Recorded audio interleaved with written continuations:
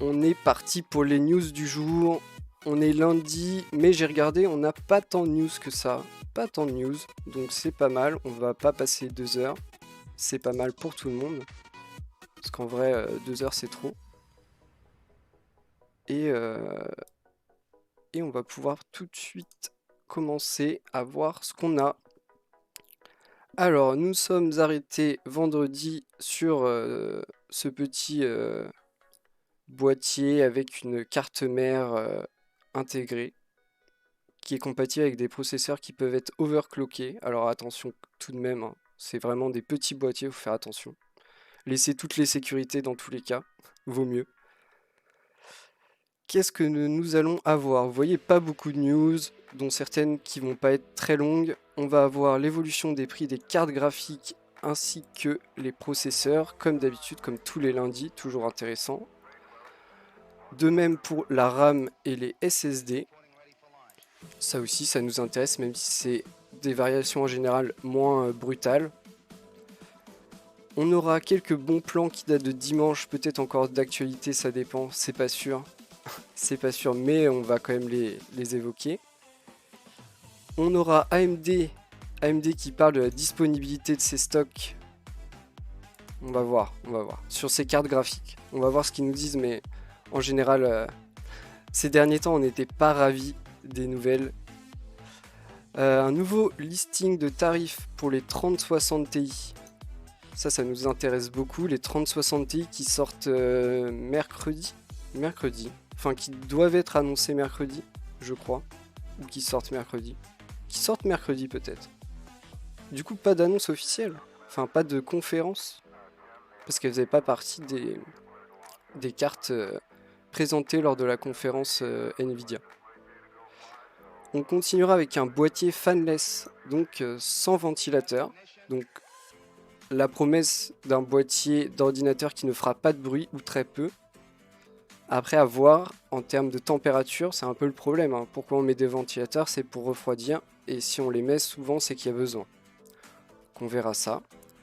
Une édition unique, je dis bien unique, d'une RTX 3080 avec Cyberpunk 2077. Elle va sûrement être chère, vu que unique, mais on va voir, ça doit être beau. Franchement, ils ont dû faire du travail propre, on y croit. On aura ensuite un petit PC, un mini PC équipé d'un processeur AMD. On va voir ce qu'on nous propose ici. Les chiffres sur les commandes des 6800 et 6800 XT, est-ce que vous êtes prêts à pleurer? Alors, on continuera avec Minecraft. Minecraft, toujours plus de joueurs, 600 millions de joueurs actifs. La Chine a une grande part de responsabilité là-dedans, visiblement. Et on finira avec Seagate qui, ça j'ai entendu parler de cette news, qui baisse le tarif de ses extensions de stockage pour les Xbox nouvelle génération. Donc en même temps, Microsoft, ils ont un peu râlé sur les prix et ils ont directement dit que c'était les premiers mais que ça allait pas être les seuls. Donc à mon avis, ils se sont sentis obligés de baisser directement les prix. Et on finira avec un tapis de sol. Un tapis de sol. Pourquoi un tapis de sol? Je ne sais pas, mais c'est dans les news. C'est pas moi qui fais les news, hein, donc on commentera ce tapis de sol. Bien évidemment. Et on va pouvoir commencer tout de suite avec l'évolution des prix des cartes graphiques. Les cartes graphiques, alors en vrai, en plus d'être un problème, le prix en ce moment sur les cartes graphiques, le plus gros problème, ça reste la disponibilité. Les séries 30 sont pas introuvables, ce serait mentir, mais très peu disponibles. En fait, il y a des restocks très ponctuels qui sont en rupture très rapidement parce que beaucoup de gens veulent en acheter et les restocks ne sont pas suffisants pour nourrir la demande. Un tapis de sol gamer, tout à fait, un tapis de sol gamer à la fin des actus. On a hâte de voir ça. Donc, ces cartes graphiques et les nouvelles cartes graphiques AMD, est-ce qu'elles existent vraiment? C'est un mythe pour l'instant, je pense. Je pense qu'à part quelques journalistes ou quelques personnes qui ont des contacts directs avec les géants que sont AMD, sinon, est-ce que le grand public a vraiment eu la main sur ces cartes? Même 1%, même 0,1% du grand public? Je ne sais pas. Je ne sais pas, moi je vois que des ruptures de stock. Côté prix, du coup, parce que c'est ça la news. Qu'est-ce qu'on a? On a des hausses sur la 2060 et la 2060 Super. Pourquoi? Parce que déjà la 3060 n'est pas sortie. Et deuxièmement, les 3070, 3080 et 3090 sorties ne sont pas disponibles. Donc, c'est... Et le reste ne bouge pas. Parce que, en vrai, de toute façon, on peut même se sentir... C'est horrible de dire ça, mais on peut même se sentir un petit peu heureux que ça bouge pas. Ça me fait mal. Vous pouvez pas le voir, mais j'espère que ça se sent dans ma voix que ça me fait mal de dire ça. Mais en fait, eh ben, il y a tellement peu de stock que tout pourrait flamber. Et on l'a vu, il y a des trucs qui ont flambé, hein. Clairement, notamment dans les séries 30, les séries 30, elles ont flambé. En termes de prix, il y en a qui ont pris plus 100, plus 150 euros. Pof, pof, pof. Tout ça in the pocket. Pourquoi? Parce qu'il y en a tellement peu que les gens sont prêts à les payer plus cher, largement plus cher, pour en avoir une, tellement il y en a peu. Et il y aura toujours des gens comme ça, en fait. Il y aura toujours des gens qui seront prêts à mettre plus d'argent pour l'avoir, s'ils l'ont plus tôt, quand il y a très peu de stock. Du coup, bah... Et on voit que même les générations précédentes qui devraient descendre, parce que nouvelle génération sortie, génération précédente qui baisse de prix, c'est la logique naturelle. Et bah là au mieux ça baisse pas et au pire ça augmente. On voit sur les 2060 on voit que ça augmente quoi. Ça prend que 10 euros pour la 2060 et 60 pour la 2060 Super. 60 pour la 2060 Super, ce qui est énorme.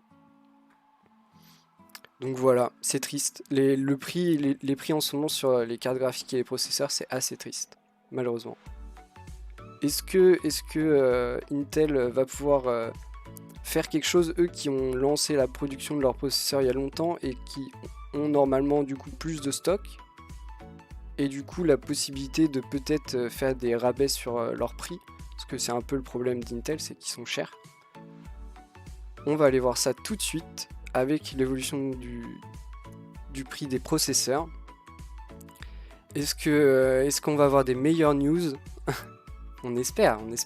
Mais ça a l'air compliqué. Ça a l'air compliqué. Ici, on a le i9 10e génération de chez Intel qui prend une bonne augmentation de quasiment 80 euros. Quasiment 80 euros.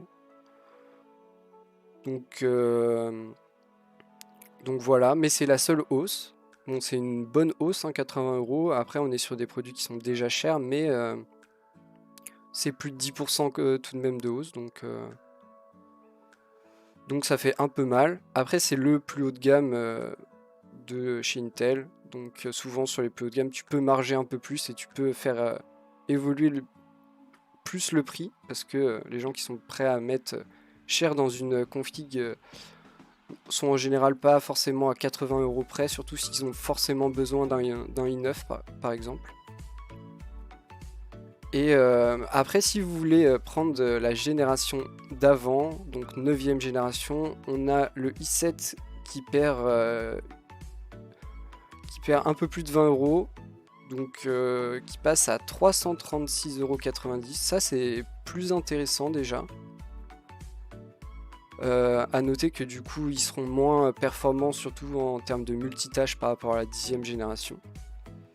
Et on a le i9 9e génération aussi qui perd 2 euros. 2 euros c'est rien. C'est rien. C'est à peine, enfin c'est pas notable. Donc dommage. En vrai, la 9e génération qui est bien, qui est juste moins performante en termes de multitâches. Et ouais, peut-être pas la meilleure période pour changer son setup, en tout cas en termes de processeur et de carte graphique, surtout si vous voulez des trucs qui sont récents. C'est un peu compliqué. On a maintenant chez AMD, alors AMD, on a une hausse sur le 3600X qui est peut-être le processeur le plus vendu par AMD, je pense, qui passe de 250 à 290, donc quand même grosse hausse. On est pas loin des 20% de hausse quand même, donc ça fait mal. Ça fait mal. Donc encore une résultante des manques de stock sur les Ryzen série 5000 nouvelle génération.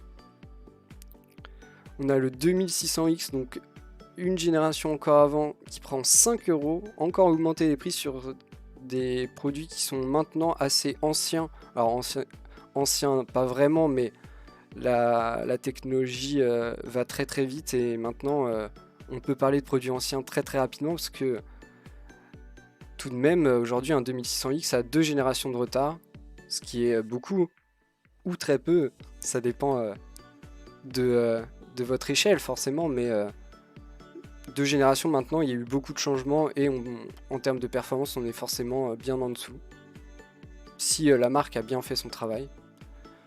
On a le 2700X qui prend 7 euros, donc des petites hausses mais quand même sur des anciennes générations. Ensuite des baisses, parce qu'on a quand même des baisses, quand même. On a le 3950X qui perd un peu plus de 40 euros. Ok, pourquoi pas.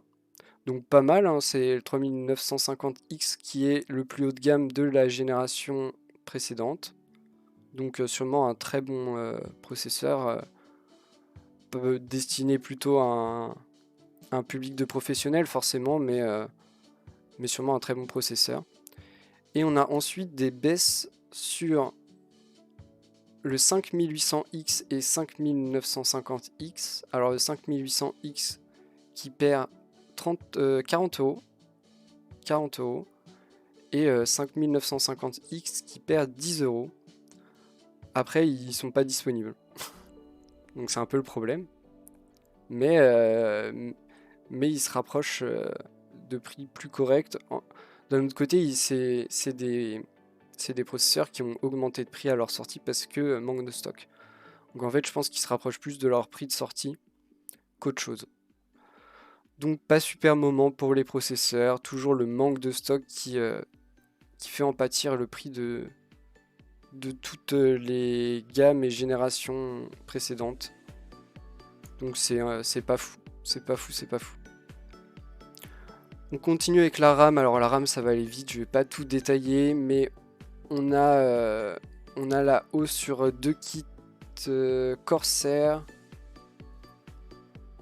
Donc on a plus 3 euros, plus 2 euros, pardon, plus 2 euros sur des kits de 16 Go.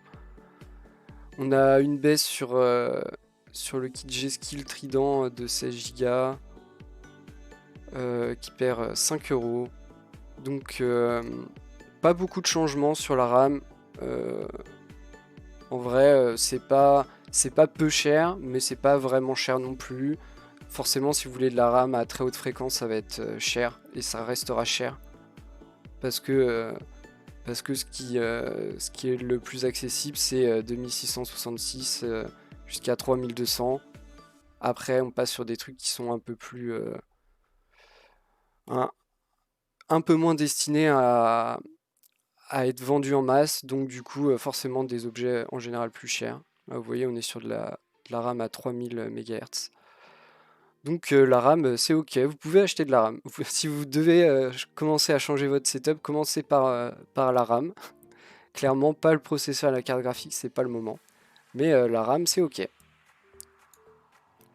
On continue avec le stockage et les SSD. Alors les SSD, on suit ça avec attention parce que on sait que les consoles nouvelle génération sont équipées de SSD, les mêmes qu'on retrouve dans les PC, et donc on a un peu peur que la demande des consoles fasse exploser les prix. Qu'est-ce qu'on a? On a des baisses, donc on a de la chance, la production tient et on continue d'avoir un marché normal sur les SSD. Donc on a le SSD Samsung de 500 Go qui prend une bonne baisse de 12 euros, 13 euros, 13 euros, pas mal. On a celui d'1 Tera qui prend aussi une bonne baisse de un peu plus de 15 euros. Ok. On a le Corsair de 1 Tera qui perd 11 euros, le Aorus de 2 Tera qui perd 14 euros. Donc vous voyez, pas mal de petites baisses. Donc plutôt sympa aussi pour acheter des SSD. On a quelques hausses, forcément, on a toujours quelques hausses. On a le Corsair de 240 Go qui prend 7 euros, pardon. Et le Aorus de 1 Tera qui passe de 217 à 233. Donc, ok, ça reste des prix contenus. Le Aorus de 1 Tera, c'est du PCI Express 4.0, donc dernière génération, des débits indécents, ça va toujours plus vite. Donc ça reste des prix assez classiques en termes de SSD. Il n'y a pas eu de flambée des prix. Et ça, on est content. On espère que ça va se maintenir. Parce que pour l'instant, ça bloque un peu partout en termes de production. Visiblement, sur les SSD, soit il y a du stock d'avance, soit la production tient. On ne sait pas trop, parce qu'on n'a pas les inside. Mais pour l'instant, ça flambe pas. On est content. On espère que ça va continuer. Et en vrai, en fait, si ça flambe pas et que ça continue à ne pas être en rupture et avoir une production qui tient, et ben on sait que ça va descendre. Et pour nous, en fait, c'est tout ce qu'on attend. On attend que ça descende. Et ça va régaler du stockage toujours plus performant et toujours moins cher. C'est exactement ce que nous, consommateurs, attendons. On continue avec des bons plans sur des SSD. Alors, ça date de dimanche. Donc, c'est peut-être plus d'actualité. Mais sachez que on a un SSD Samsung, donc Samsung très bon fabricant de stockage, aucun problème. On a du M2 500 Go, donc M2 c'est le format connectique PCI Express NVMe, probablement du 3.0, peut-être pas du 4, je ne sais pas, à 87 euros. On a le 500 Go de chez Crucial. Alors là, pas d'infos sur la connectique, mais à ce prix-là, ça doit aussi être du M2, probablement en NVMe, donc PCI Express, à un peu plus de 88 euros. Et si vous voulez encore plus de stockage, on a celui de 1 Tera portable SSD portable à 116 euros. Et celui-là qui n'est pas portable, je ne sais pas quelle est la connectique et le format, mais il est à 89 euros pour 1 Tera. Donc voilà le visuel. Vous voyez, ça c'est les deux M2. Et après c'est du SSD portable, ok. Ok, très bien. Et on a celui-là là, de 2 Tera à 276 euros. Voilà, si ça vous intéresse. Ça date de dimanche, donc tout n'est peut-être plus disponible. On continue avec une petite news d'AMD qui nous dit que leurs cartes graphiques seront disponibles à bon prix d'ici à 2 mois. Donc qu'est-ce qu'on veut penser de cette news? Bah pas grand chose. D'ici à 2 mois, c'est long. Donc est-ce qu'ils se moquent pas un peu de nous? Peut-être. Parce qu'en vrai, en 2 mois, 2 mois c'est trop long. Enfin, non. Non, 2 mois c'est, je sais pas, entre un tiers et un sixième de la vie d'une génération. Non, on peut pas. On peut pas faire ça. Arrêtez. Donc, bah, on sait pas comment ils vont faire. En plus, c'est ça, eux-mêmes n'ont pas trop l'air de savoir comment ils vont faire. Déjà, il faut régler le problème du stock pour pouvoir faire ça. Parce que tant qu'il n'y aura pas de stock, il y aura de l'abus sur les prix. Ça, c'est obligatoire et tout à fait logique. Donc, ouais, epic fail, hein, carrément. Moi, je suis d'accord. Hein. Epic fail. Et on espère qu'ils y arriveront déjà, parce que déjà de nous donner 2 mois, enfin de se donner 2 mois sans dire comment ils vont faire, et sachant que tout le monde a des problèmes de stock en ce moment, hein, c'est pas les seuls, donc clairement il y a l'air d'avoir des gros problèmes dans, dans la production, l'acheminement ou je ne sais pas quoi, mais il y a l'air d'avoir des problèmes. Ils nous disent pas qu'est-ce qu'ils vont faire concrètement pour baisser les prix. C'est ce qu'on appelle de la communication. Après, on marche ou on marche pas, hein, mais pour moi, c'est de la communication. On continue avec un listing des tarifs pour la 3060 Ti. Intéressant. À partir de 463 €. Ça aussi intéressant, sachant que la Founder Edition est à 420 € chez nous. Franchement, si la 3060 Ti vous intéresse, essayez de choper la Founder Edition à mon avis. Ça va pas être facile, mais à 420, vous aurez jamais moins cher, malheureusement. Bon, après, 463, c'est correct. C'est forcément plus cher. C'est correct. Après, ça va être, à mon avis, une ou deux références vraiment qui vont jouer l'entrée de gamme. Et après, on va être sur des prix... Voilà, on a les prix 463. Après, on a un 488, je crois. Sur une autre Inno 3D. Je connais même pas cette marque Inno 3D. Enfin, j'ai déjà vu des trucs passer, mais j'avoue que j'ai jamais eu aucun retour dessus. Et après, on a une Gigabyte qui est déjà à 500 quelque chose 3. Je sais même pas. Est-ce que je peux l'avoir en plus grand? Vous allez voir à quel point je me ruine les yeux pour essayer de voir des trucs. Regardez. Et en vrai, pas facile de lire. Hein. Donc, ah mais d'accord, elles sont même pas rangées dans le prix, dans l'ordre croissant ou quoi que ce soit. Oh, ils m'embêtent. Hein. Non, ok, je vais faire un effort. Du coup, on a quoi? La plus chère qu'on a, c'est la Aorus 3060 Ti, qui est à 563, c'est bien ça, 563. Donc ça, c'est cher pour une 3060 Ti. Ouais, 563, c'est cher. Après, du coup, la moins chère est à 463. C'est une Inno 3D. Je connais pas Inno 3D. Enfin, j'ai jamais eu de retour dessus. Mais on a aussi une Gigabyte à 466 et une autre Gigabyte à 499 et une autre Gigabyte à 484. Donc, en fait, et on a très peu de... On a pour le coup très peu de marques, parce qu'on a seulement Gigabyte, Zotac et Inno 3D.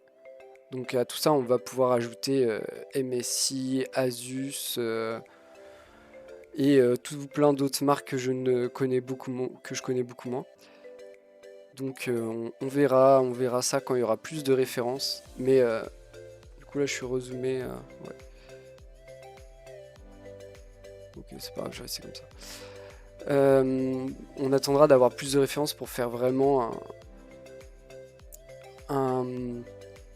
comment dire, un graphique avec les prix pour savoir de combien à combien. Sachez que du coup 420 pour la Founder Edition.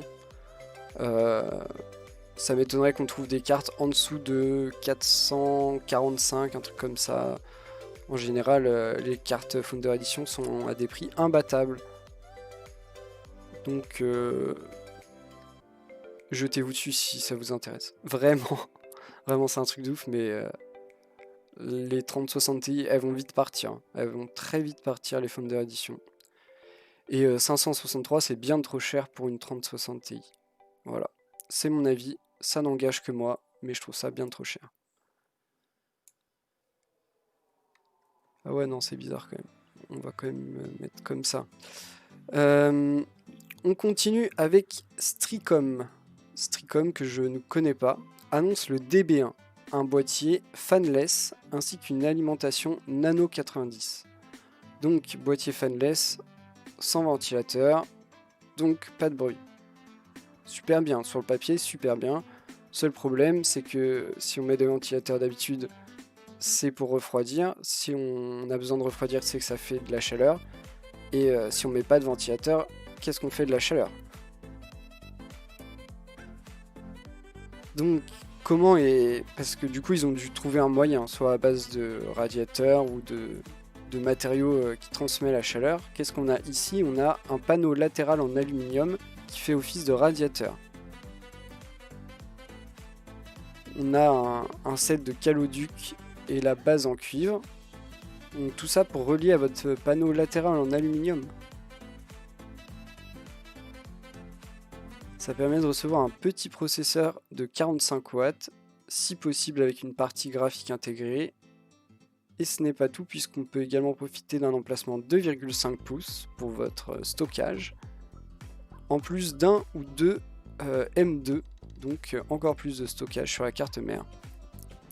De quoi monter une machine silencieuse pour de la bureautique ou du multimédia, avec un unique port USB 3 en façade, qui peut être remplacé par un USB type C optionnel.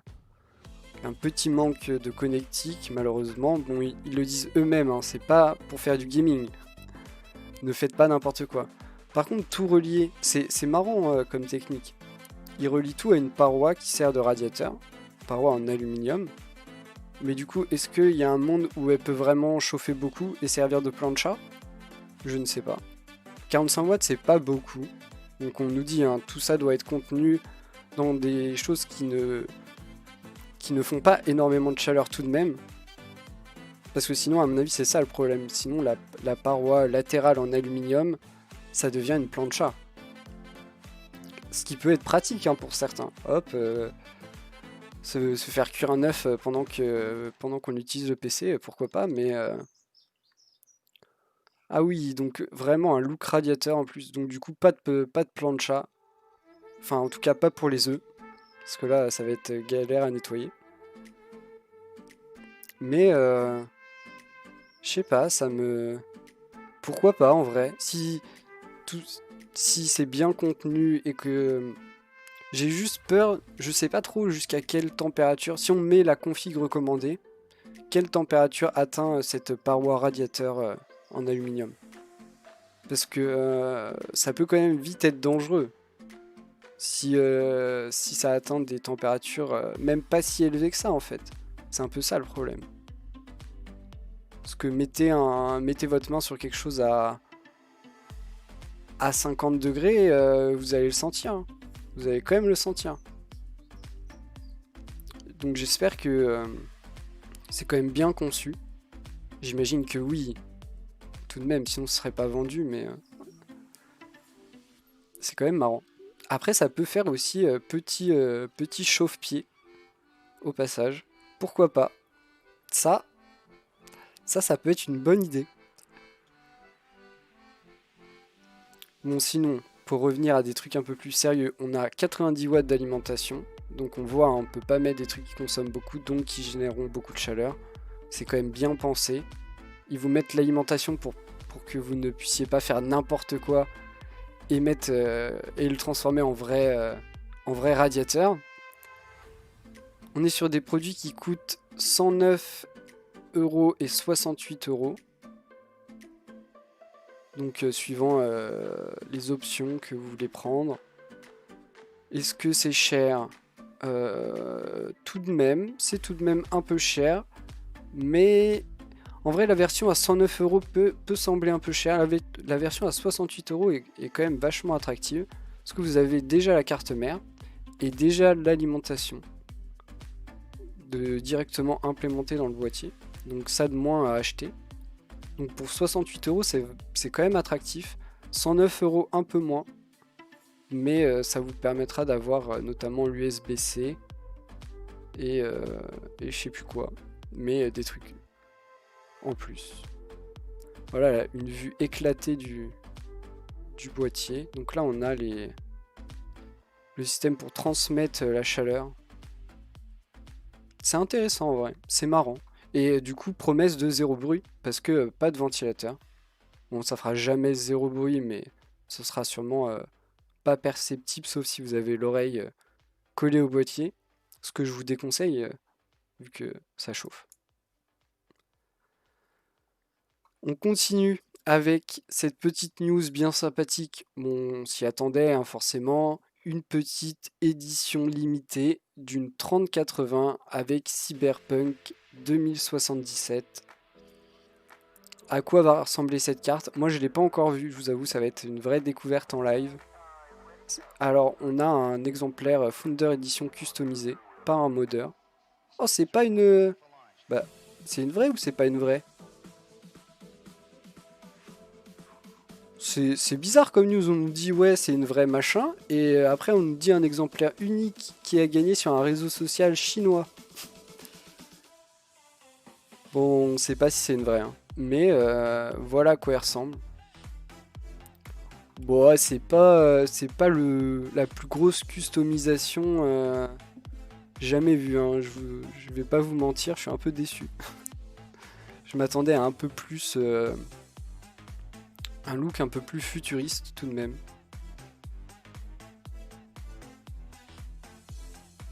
Donc ça arrive bientôt. Bientôt. En vrai, je préfère celle-là. Hein. Je préfère celle-là, mais du coup qui est une 2080 Ti.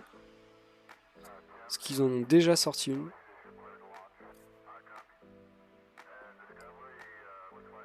Celle-là est propre. Celle-là j'aime beaucoup. Mais bon, on veut la même en série 30 forcément. Ça, c'est un vrai look stylé. On voit qu'ils s'y sont donné de la peine. On continue avec un mini PC. C'est un peu la mode en ce moment les mini PC. Alors, qu'est-ce qu'on a dans ce mini PC de ASRock? On a un processeur AMD. Alors, on a au choix un 4300U, 4500U ou 4800U. Donc au maximum 8 cœurs et x2 en cœur logique. Avec un maximum de 64 Go de mémoire à 3200 MHz. Sur 2 emplacements SODIMM. Donc en gros tout ça est du portable. Tout ça est du matériel de portable à la base. Donc ce qui j'imagine plus simple pour faire un mini PC que pour faire un mini PC performant plutôt que de prendre des composants faits pour les PC de bureau mais taille petite. Ils sont souvent limités en puissance pour le coup.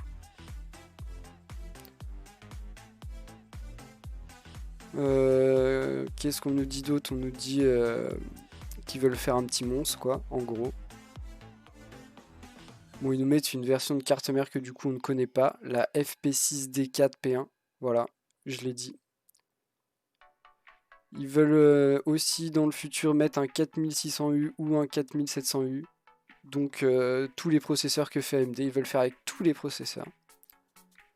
Donc voilà le boîtier. Ah oui, c'est vraiment minuscule. Là, pour le coup, on est vraiment sur un tout petit. Regardez comment c'est fin. Par contre, le pied, pourquoi? Pour l'aération, sûrement. Est-ce qu'il y a vraiment un ventilateur là-dedans? Je ne sais pas. Mais en termes de connectique, on a tout. On a 2 ports USB 2, 2 ports USB 3, un USB-C, lecteur de carte SD, 2 prises jack, un port Ethernet, 2 autres ports USB 3.0, une sortie HDMI et VGA. Donc vraiment tout ce que vous pouvez vouloir. À la limite, si on veut critiquer, il nous manque juste le Thunderbolt, quoi. C'est clairement... sinon, on a tout. Et peut-être un DisplayPort. Mais bon, c'est pas fait pour du gaming, hein. Donc on s'en fiche un peu. À l'intérieur, on a un emplacement M2 compatible soit SATA, soit PCI Express, plus un emplacement de 2,5 pouces. Donc pour ajouter un autre SSD ou un disque dur classique. Pour le sans fil, on a un autre port pour installer une carte sans fil en option, qu'on peut avoir déjà installé en option. Donc vraiment, on nous promet tout de même un vrai bon PC. Bon, pas pour du gaming forcément. Non, pas pour du gaming forcément. Mais en termes d'applicatifs, on peut avoir un truc bien sympa. Dans un boîtier très contenu. Parce qu'on voit hein, tout de même, regardez par rapport à la taille d'une prise USB. Vous avez tous la référence d'une prise USB. Bah, la prise USB fait ça. Le boîtier fait ça. Hein, donc on est vraiment sur du tout petit boîtier. Donc plutôt sympa, plutôt marrant. Et en plus ce choix de mettre du matériel mobile dans un truc qui n'est pas mobile. À moins qu'il soit mobile. Non, je pense pas qu'il soit mobile. Mais plutôt marrant. On continue avec, alors ça va être moins drôle, les chiffres absolument dingues des commandes et livraisons des RX 6800 et RX 6800 XT, qu'on rappelle les dernières cartes sorties d'AMD. Alors, où sont les chiffres? Alors, les chiffres des commandes, on est à 563 cartes chez une boutique allemande, 563 cartes commandées. Encore le retour du 563. Et au niveau des commandes par la boutique, nous sommes à 4125. Et du coup, sur ces 4125, ils ont reçu 100 cartes de référence, 25 cartes Power Color. Et il y a 22 cartes qui sont censées arriver. Donc en gros les gens ont commandé 563 cartes. La boutique elle a commandé 4125 cartes. Parce que eux ils ont dû comprendre que ça allait être vite la merde et qu'il fallait en commander le plus qu'ils pouvaient avec le maximum de vendeurs possibles pour essayer d'en avoir un minimum. Intelligent les gars, intelligent les boutiques allemandes. Et malheureusement, malgré ce move qui aurait pu être clutch, et ils ont reçu seulement 125 cartes à l'heure actuelle. Et normalement, il y a 22 cartes qui sont censées arriver, donc même pas de quoi assouvir la moitié des cartes qui ont été commandées. Qui ont été déjà commandées par les clients. Donc voilà, est-ce qu'on veut savoir... Est-ce qu'on veut pointer du doigt une marque en particulier? Clairement pas. Mais c'est compliqué. Des chiffres pareils, c'est compliqué. Du coup, on voit qu'il y a des cartes qui sont même pas sorties en fait. Qui ont même pas, soit qui n'ont pas été annoncées, soit qui ont été annoncées sans date de sortie. Pour ces raisons-là. Et en vrai, c'est plutôt intelligent de la part des marques de cartes custom. Ce qui vaut mieux pas annoncer des produits qui ne seront pas disponibles. C'est vraiment la pire idée. C'est vraiment la pire idée. Surtout que là, en plus, ils risquent d'annoncer des produits qui seront très peu disponibles. Et même à la sortie, genre quasiment pas de disponibilité à la sortie comme l'a fait AMD. Quasiment pas de disponibilité à la sortie et ensuite aucune info sur le restock. Et ça c'est le pire move. Le pire move. On continue avec Minecraft et ses 600 millions de joueurs actifs. 600 millions. Difficile de se représenter 600 millions, mais ça fait un paquet. Dont 400 millions en Chine. Voilà. Voilà les Chinois toujours plus massifs. On sait, hein, les Chinois ils sont beaucoup, mais 400 millions en Chine tout de même. Comment est-ce possible? Comment est-ce possible? C'est incroyable, 400 millions. Même pour les Chinois, c'est beaucoup. Donc studio Microsoft maintenant, Minecraft, enfin Mojang. Donc sur les 600 millions de joueurs actifs, 400 millions résideraient en Chine. Le jeu connaîtrait donc un succès indéniable sur ce territoire. Non, sans blague, 400 millions de joueurs actifs sur un territoire, ouais. Avec 100 millions de joueurs actifs supplémentaires cette année. Ça, c'est des chiffres qu'on peut faire qu'en Chine, de toute façon. Plus 100 millions, ou alors c'est sur un continent, quoi. Et encore, faut choisir un continent fortement peuplé. C'est incroyable.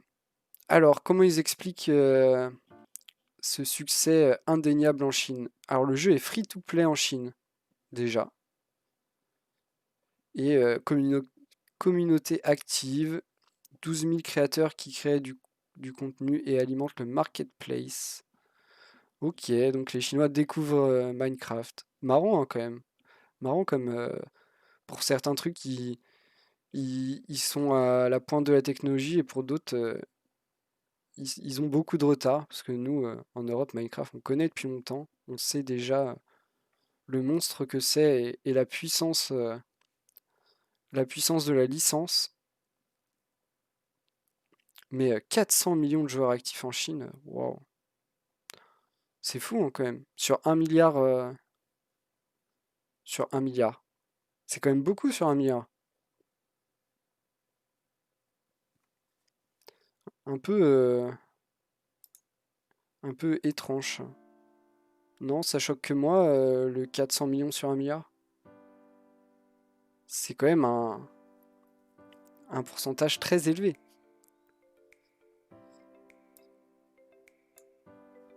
On continue. C'est des vrais gamers les Chinois. Ouais, je sais pas. Après, je pense qu'ils ont moins de diversité. Je pense qu'ils ont aussi moins de diversité dans les... Enfin, ils doivent avoir des trucs que nous, on n'a pas. Mais ils doivent aussi beaucoup ne pas avoir des trucs que nous, on a. Donc, je suis pas sûr qu'ils aient autant de choix et de style et tout ça différent que chez nous. Donc, peut-être que vu que c'est du bac à sable, Minecraft, tu peux en faire ce que tu veux. Peut-être que ça les régale, quoi. Ouais, c'est peut-être le meilleur jeu bac à sable qui soit disponible chez eux. Parce que c'est vrai que sur Minecraft, tu peux faire ce que tu veux. C'est un peu la puissance du titre. On continue avec cette news. Alors cette news, je l'ai vue passer vendredi, je crois d'ailleurs. Sur Seagate qui baisse le prix de son extension de stockage. Alors, donc on était à 269 € pour 1 Tera, un prix élevé pour une extension de 1 Tera, même si en réalité un SSD PCI Express 4.0 de 1 Tera au détail vaut tout de même 190 €. Donc c'est quand même du matériel qui coûte cher à la base. Ça c'est sûr. Et on sait que, enfin voilà, hein, que ce soit dans un PC ou une console next-gen, vous allez avoir un SSD connecté en PCI Express 4.0 pour avoir le meilleur débit et avoir des temps de chargement toujours plus courts. Et on passe de 269 à 249, donc 250, 270 à 250, baisse de 20 €.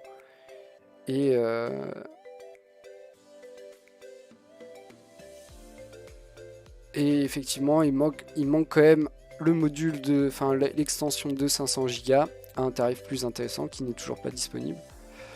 Donc 250 €, ça reste cher, ça reste cher. Après, en vrai, Microsoft a directement, quand Seagate a annoncé son produit avec le prix de 270 €, qui a un peu choqué les gens, Microsoft a directement rétorqué en disant que ce n'était pas un contrat d'exclusivité avec Seagate, que c'était juste les premiers à sortir un produit compatible, mais que d'autres marques allaient y arriver, allaient sortir leurs produits compatibles. Donc, ils ont quand même critiqué le fait que c'était trop cher, mais ils ont dit pas de précipitation, d'autres vont le faire, et probablement que certaines marques vont essayer de grappiller de la marge sur le tarif pour essayer d'en vendre plus. Rappelons-le que les consoles sont des produits vendus massivement. Donc tout matériel compatible avec une console next-gen peut potentiellement être vendu massivement.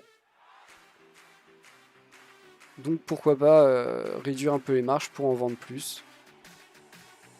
Sachez qu'en plus, il y a des chances que beaucoup de gens qui jouent beaucoup ressentent vite le besoin d'avoir une extension de stockage.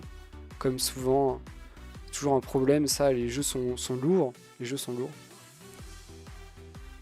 Mais on verra dans l'avenir, ils devraient en sortir des extensions toujours moins chères. Même si on le rappelle, là c'est 250 €. Le SSD au détail de 1 Tera en PCI Express 4.0, c'est 190 €. Donc effectivement, il y a 60 € d'écart. Mais il faut qu'il marge, faut qu'il l'adapte, machin. Même si eux le touchent pas au prix du détail, on l'espère pour eux tout de même. Non, c'est sûr qu'ils le touchent pas au prix du détail, mais on sait. Et c'est les premiers à sortir leur truc. Pour l'instant, ils n'ont pas de concurrence, donc forcément, ça favorise aussi un prix élevé. Hein, ça, on le sait. Et on finit avec le tapis de sol gamer Floorpad. Ou comment j'ai sauvé mon linoléum. C'est vrai, le lino, c'est du linoléum. Incroyable, j'apprends plus des mots. Je connaissais le diminutif lino pour cette matière plastique là qu'on a sur les sols. Mais je savais pas que le nom en entier c'était linoléum. Donc voilà, si vous êtes comme moi et que vous avez appris quelque chose, et bah bien heureux. Bien heureux que vous ayez appris quelque chose comme moi. Donc, on est sur un tapis de sol, hein, pas un tapis de souris. Proposé à partir de 39,90 €. Donc, pas si cher que ça. Sachez que vous pouvez vite vous retrouver à mettre ce prix-là dans votre tapis de souris. On a quoi comme dimension? On a 118 cm par 118 cm, donc relativement... Non, ça va, c'est assez grand quand même. Il est antidérapant, étanche, lavable en machine pour protéger votre sol, du coup, bien sûr. Ok. Donc voilà à quoi ressemble le tapis. C'est étrange, on dirait du coup un tapis de souris. Là, du coup, c'est un peu bizarre. Ça fait... mais... En vrai, si je le mets sur mon bureau, ça fait aussi tapis de souris. Je ne pense pas. Mais par contre, les tapis de sol, c'est assez classique. Tout dépend de votre sol et de votre siège, forcément. Mais effectivement, si vous n'avez pas, un sol, comment dire, un sol un peu solide, un peu prêt à résister, si vous avez un parquet classique ou... J'avoue que le lino, moi j'ai jamais trouvé de lino, donc je sais pas. Mais plutôt un parquet classique, et bah les roulettes du siège sont vite un problème. Laissent vite leur marque. On sait vite où était le siège. Même quand il n'y a plus le siège. Et souvent, bah, du coup, on met un tapis.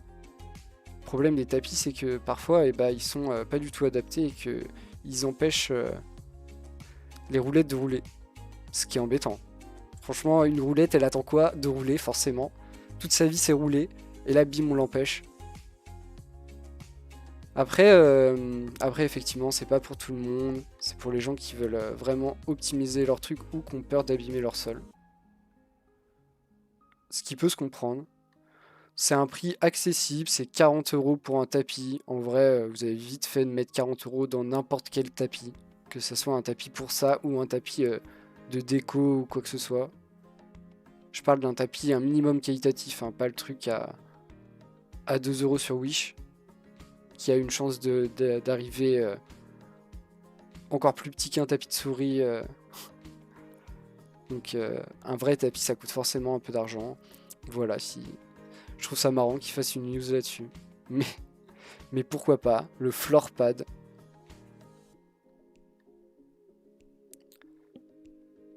Et voilà qui conclut nos news du jour. Vous voyez, lundi, pas trop chargé, tranquillou.